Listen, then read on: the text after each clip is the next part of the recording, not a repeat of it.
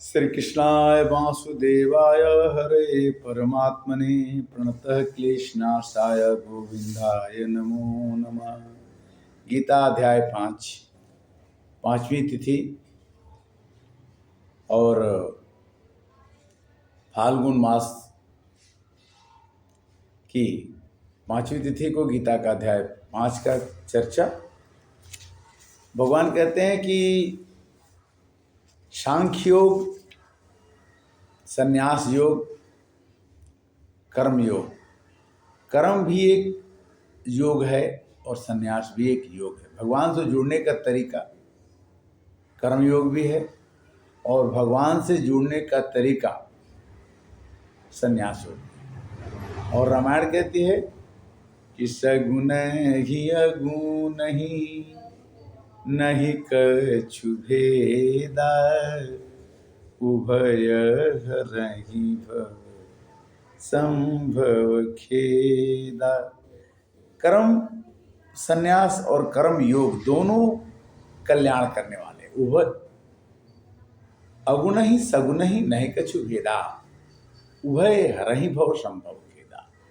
सन्यासियों के लिए भगवान ही सब कुछ है और कर्म योगियों के लिए अपने घर का कर्म ही सब कुछ है। और उसके साथ ही भगवान के चरणों में अनुराग हो जाए। और सन्यासी भी चाहता है भगवान को प्राप्त करना और गृहस्थ भी चाहता है भगवान को प्राप्त करना। दोनों में तुलना की जाती है तो कि यह सनित्य सन्यासी यो न द्वेष्टि न कांक्षति निर्द्वंद्वो ही महाबाहो सुखम बंध्या प्रमुच्यते। अर्जुन को समझाते हैं कि जो पुरुष न किसी से द्वेष करता है और न किसी से आकांक्षा करता है वह कर्मयोगी सदा सन्यासी है। सन्यासी वही है जो किसी से घृणा न करे और अपने काम में लगा रहे। राग न हो, द्वेष न हो, द्वंद्व न हो। सुखपूर्वक संसार बंधनों से मुक्त होने के लिए सन्यासी की तुलना में कर्मयोगी भी किसी से कम नहीं। सांख्य योग पृथक बाला प्रवदन्ति न पंडिता, एकम आस्थित संयुग यो विन्दन्ते फलम। संन्यास और कर्मयोग दोनों को अलग नहीं समझना चाहिए, क्योंकि दोनों को कोई गंगा सागर में स्नान करता है, कोई गंगोत्री में स्नान करता है, कोई हरिद्वार में स्नान करता है। गंगा का पानी सब जगह उसको मिलता है, किंतु भाव उसके कहाँ के हैं नहाने के वो उसके ऊपर डिपेंड करता है, निर्भर करता है। यत् संख्ये प्राप्त स्थानम तद्गुरुपि गम्यते, एक सांख्यम च योगम च यह पश्यति। ज्ञानी योगियों द्वारा जो परम धाम प्राप्त किया जाता है, कर्म योगियों द्वारा वही स्थान प्राप्त। ज्ञानी भी भगवान को प्राप्त करना चाहता है, गृहस्थ वाला भी भगवान को प्राप्त करना चाहता है। तो दोनों में अंतर क्या है कि योग युक्तो विशुद्धात्मा विजितात्मा जितेन्द्रियः सर्वभूतात्मा भूतात्मा कुर्वन्नपि न लिप्यते। जो सब कुछ करते हुए अपने को लिप्य न माने कि मैं करता हूँ, वही असली सन्यासी है, वही असली कर्मयोगी है। जब तक हमारे अंदर कर्ता का भाव रहता है, जिसके मन में, जिसका मन अपने बस में हो, जो जितेंद्रिय हो, जो संपूर्ण प्राणियों को आत्मरूप परमात्मा के आत्मा के रूप में समझता है, ऐसा कर्मयोगी कर्म करता हुआ भी लिप्त नहीं होता। जैसे कमल के पत्ते पर पानी डाला जाए तो निकल जाता। कहते हैं कि युक्त कर्म फलम त्यक्त्वा शांति माप्नोति नैष्ठिकीम, आयुक्तः काम कारेण फलो शक्तो निबध्यते। कर्मयोगी कर्म के फल का त्याग करके भगवत प्राप्ति को, शांति को प्राप्त। अगर कर्मयोगी बनना है तो आप कर्म के फल की चिंता को छोड़ दीजिए, तब आपको आनंद आएगा। युक्तः कर्म फलम त्यक्त्वा शांतिम आप्नोति नैष्ठिकीम। अगर कर्म के फल को त्यक्त किया जाए, त्याग दिया जाए, छोड़ दिया जाए, तो भगवत प्राप्ति में और मन को शांति में कोई प्रॉब्लम, कोई समस्या नहीं होगी। सर्वकर्माणि मनसा संन्यास्ते सुखिम वसी नौ द्वारे पुरे देही नैव पुण्यन न कार्यन।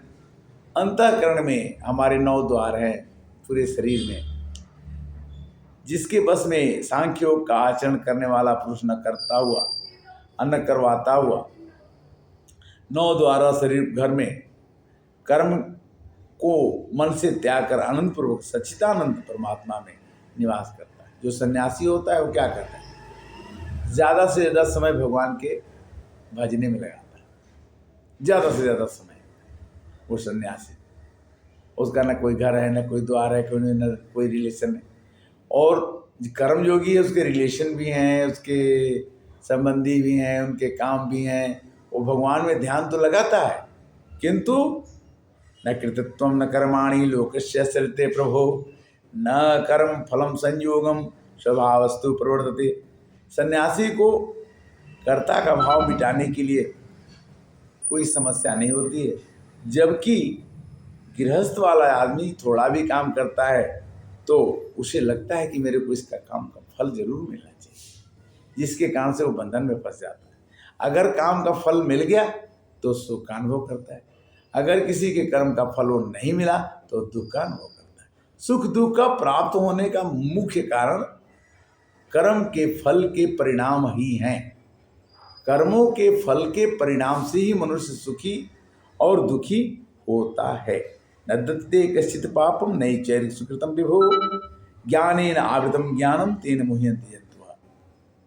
हमारे को अगर ये ज्ञान हो जाए कि जब हम नहीं थे तो भी संसार चल रहा था, आज जब हम नहीं रहेंगे तो भी संसार चलेगा। हम नहीं थे तो भी संसार चला, हम नहीं रहेंगे तो भी संसार चलेगा, किंतु हम अपने को ये समझते कि हम ही चला रहे हैं, हम ही ये काम कर रहे हैं, मेरे द्वारा ही संचालित हो रहा है। सबसे बड़ा दुख का कारण यही है। और मनुष्य का ज्ञान अज्ञान से ढक जाता है कि मैं करता हूँ। भगवान कहते हैं कि नहीं, करता तो मैं ही हूँ, करवाता मैं तुमसे हूँ। तो नौकर कहने लगे कि भगवान मैं मालिक का पूरा काम खुद करता हूँ, मैं ही करता हूँ, मालिक मुझसे नहीं करवाते हैं, तो मालिक जब चाहे उसको अपने घर से नौकरी से निकाल सकता है। हम लोग वही करते हैं, हम तुरंत भगवान कहते हैं कि जिस दिन तुम ज़्यादा कर दोगे कि मैं ही मालिक हूँ, उस दिन समय नहीं लगेगा, उसी दिन ही निकाल दूंगा। भगवान का सबसे बड़ा दुश्मन है मनुष्य का अभिमान। जो अभिमानी होगा, जो आदमी क्रोधी होगा, जो आदमी कामी होगा, उसको वो तुरंत इलाज करते हैं, उसको तुरंत परिणाम करते हैं। क्यों कि काम क्रोध मद लोभ सब नाथ नरक के पंथ, ये परिहरि रघुबीर ही भजही जे संत। काम अनवांटेड इच्छा, क्रोध बिना मतलब के सब पर क्रोध करना, अक्रोध आ ही जाता है, क्रोध से बचना ही है, बचना भी चाहिए। सन्यासी है, साधु है, उसको क्रोध कम होता है। कर्मयोगी है, उसको क्रोध ज़्यादा होगा, उसको काम वासना ज़्यादा होगी, उसके लोभ ज़्यादा होंगे। कर्मयोगी और सन्यासी दोनों में अंतर होते हुए भी कर्मयोगी सन्यासी से मन को अपने भगवान की प्राप्ति के लिए कोशिश करता है। गीता में कहते हैं 5वें अध्याय में कि विद्या विनय संपन्ने ब्राह्मणे गविहस्तिनि सुनी चैव सपाके च पंडिता समदर्शिन। पंडित लोगों को विद्या से ब्राह्मण हो, हाथी हो और कुत्ता हो या पंडित हो, सबको एक समान समझना चाहिए, समदर्शी समझना चाहिए, एक निगाह से देखना चाहिए कि सब में एक आत्मा है।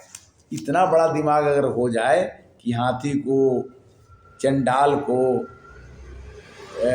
ब्राह्मण को, पंडित को एक समान अगर आदमी समझने लगे तो बड़ा कठिन है।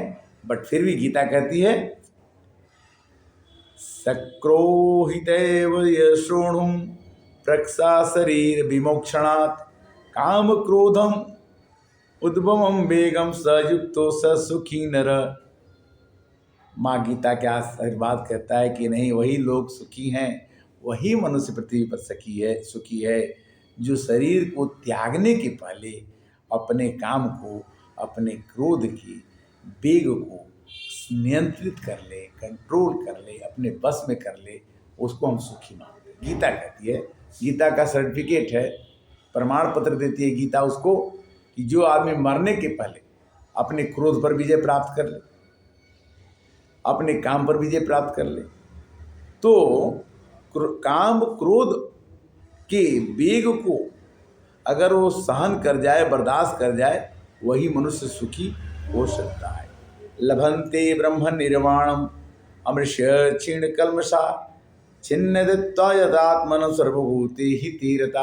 अगर आप इस काम करने में सफल हो जाते हैं, काम क्रोध वेग संभाल लेते हैं, तो आप लभन्ते ब्रह्म निर्माणम, जिसके सब पाप मिट जाते हैं, क्षीण कल्मषा, कल्मषा माने पाप मिट जाते हैं, और यथा वो आदमी पाप मिटते ही सर्वभूति हिते रता, वो दूसरे की हित करने में, दूसरे की मदद करने में लग जाता है। उसी को तुलसीदास जी कहते हैं कि परहित सरिस धर्म नहीं भाई, पर पीड़ा सम नहीं अधमाई, परहित बस जिन के मन माही, ते नरवर कुछ दुर्लभ नहीं।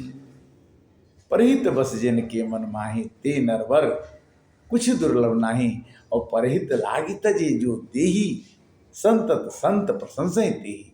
हरेक आदमी, हरेक गृहस्थ, हरेक पारिवारिक आदमी, हरेक कर्मयोगी संसार के लिए काम करते करते मर जाता है, तो भी उसका नाम होता है। अगर कोई नेता काम करता है, कोई नेता अच्छे काम करके जाता है, तो उसे कई वर्षों तक, जुगों जुगों तक याद किया जाता है कि फलाने नेता ने, फलाने आदमी ने इस काम को स्वार्थ रहित होकर के ये इस अच्छी कल्पना को, अच्छी विचारधारा को जन्म दिया, और उससे संसार सुखी होता है। किंतु हमें काम क्रोध वियुक्ता नाम यतीनाम यच्च चेतसाम अभी तो ब्रह्म निर्वाणम वर्तते विदित आत्मनम। काम क्रोध से रहित होना और जीते हुए चित्त को, परमात्मा वहीं निवास करते हैं, भगवान वहीं निवास करते हैं जहाँ काम न हो, जहाँ क्रोध न हो, और जिसका चित्त भगवान में साक्षात्कार करने में, उनसे मिलने में लग जाता है, ऐसे मनुष्य को परम ब्रह्म परमात्मा से परिपूर्ण उसका मन शांत का अनुभव करता है। भगवान कहते हैं गीता में कि भोक्तारम यज्ञ तपसाम सर्वलोकम महेश्वरम सुहृदम सर्वभूतानां ज्ञात्वा मां शांतिरिक्षति। मेरा भक्त मुझको सब यज्ञ तपों का भोगने वाला। जितना हम यज्ञ करते हैं भगवान के लिए करते हैं, जितना हम तप करते हैं भगवान के लिए करते हैं। संपूर्ण लोगों का ईश्वर, ईश्वरों का ईश्वर, संपूर्ण भूत प्राणियों का सुहृद, स्वार्थ रहित दयालु। दयालु आप बनिए, किंतु दयालुता अब स्वार्थपूर्ण नहीं होनी चाहिए। और स्वार्थ रहित दयालु प्रेमी तत्व से जानकर शांति को प्रदान होता है। श्री कृष्णाय वासुदेवाय हरे परमात्मने प्रणतः क्लेशनाशाय गोविंदाय नमः। भगवान की भक्ति, भगवान का ज्ञान, तेरा तुझको अर्पण क्या लागे तेरा। रामचरितमानस मानस ज्ञान के अंतर्गत 478 478 भाग की चर्चा कर रहे हैं। आप मानस ज्ञान सुनते रहिए, दूसरे को सुनाते रहिए। अगर कुछ अच्छाई इसमें हो तो आप इसे लाइक करें और सब्सक्राइब करें। लाइक सब्सक्राइब का तो कोई मतलब नहीं है, किंतु फिर भी लाइक सब्सक्राइब करने से क्या होगा कि ये ज़्यादा से ज़्यादा लोगों के पास पहुँचेगा। तो अगर आपको अच्छा लगता है तब आप इसे अग्रसित करें, क्योंकि हमें तो अच्छा लगा कि अगर हम भगवान का भजन करते हैं तो करते रहोगे भजन धीरे धीरे, तो मिल जाएगा वो सजन धीरे धीरे। हरे कृष्णा।